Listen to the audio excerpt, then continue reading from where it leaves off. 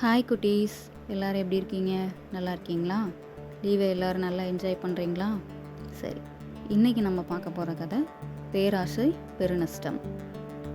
ஒரு கிராமத்தில் கந்தசாமிங்கிற ஒருத்தர் இருந்தாராம். அவர் ரொம்ப ஏழையாம். அவர் தன்னோட மனைவியோட ஒரு குடிசை வீட்டில் தான் வாழ்ந்து வந்தாராம். அவருக்கு ரொம்ப வயசாயிட்டான். அதனால் அவருக்கு வேலைக்கு போக முடியலை.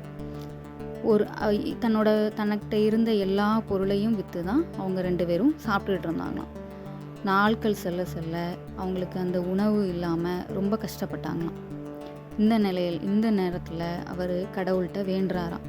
கடவுளே, நாங்கள் எல்லாத்தையும் விற்று சாப்பிட்டாச்சு, இன்னமும் எங்களுக்கு தேவைப்படுது, எங்ககிட்ட வேற ஒன்றுமே இல்லை, ஆனால் நீங்கள் தான் ஏதாவது எங்களுக்கு இரக்கம் காட்டணும் அப்படின்னு கடவுள்கிட்ட வேண்டுறாங்களாம்.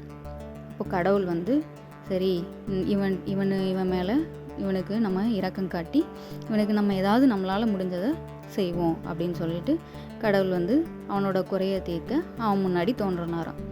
அப்போ முன்னாடி வந்தோடனே உனக்கு என்ன வேணும் அப்படின்னு கேட்டாராம். இல்லை, எனக்கு சாப்பிட்றதுக்கு டெய்லி உணவு இருந்தால், எனக்கும் என் மனைவிக்கும் உணவு இருந்தால் போதும் அப்படின்னு சொல்லுவார்.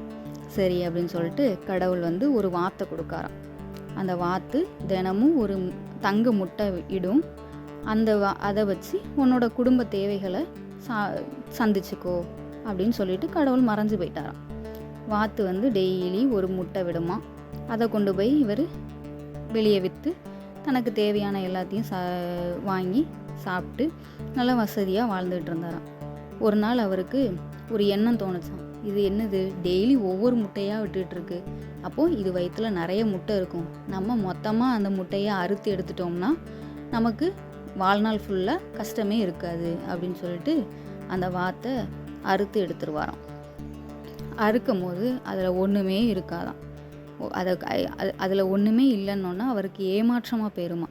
ஐயையோ, நம்ம இந்த முட்டை டெய்லி ஒரு முட்டையாவது இட்டுட்டு இருந்துச்சு, நம்ம அதை வச்சு சாப்பிட்டோம், நமக்கு தேவையானதை எல்லாத்தையும் வாங்கிக்கிட்டோம், ஆனால் எதுவுமே இல்லாமல் இப்போ நம்ம அதை அறுத்துட்டோம், இனிமேல் என்ன பண்ண போகிறோம் அப்படின்னு சொல்லிட்டு அவர் ரொம்ப கவலைப்பட்டாராம். அதுக்கப்புறம் ஒன்றுமே அந்த வார்த்தை என்ன பண்ண முடியும், ஒன்றுமே பண்ண முடியாததுனால அவர் அந்த வார்த்தை இது பண்ணிட்டாராம். இதுக்கப்புறம் அவர் இருந்த அந்த முட்டையை வச்சு அவர் சம்பாதிச்ச எல்லா இதையும் மறுபடியும் விற்று சாப்பிட்டு மறுபடியும் அந்த ஏழ்மை நிலைக்கே போயிட்டாராம். இதனால தான் நம்ம எந்த விஷயத்துலையும் பேராசைப்படக்கூடாது. பேராசைப்பட்டோம்னா பெரு நஷ்டத்தில் தான் போய் முடியும். கடவுள் நமக்கு கொடுக்கறத வச்சு நம்ம சந்தோஷமாகவும் நிம்மதியாகவும் இருக்கணும். சரியா? அம்மா அப்பாட்ட இது வேணும் அது வேணும்னு கேட்டு அடம் பிடிக்கக்கூடாது. அம்மா அப்பா நமக்கு என்ன நல்லதோ அதை நம்ம அம்மா அப்பா நமக்கு செய்வாங்க. சரியா?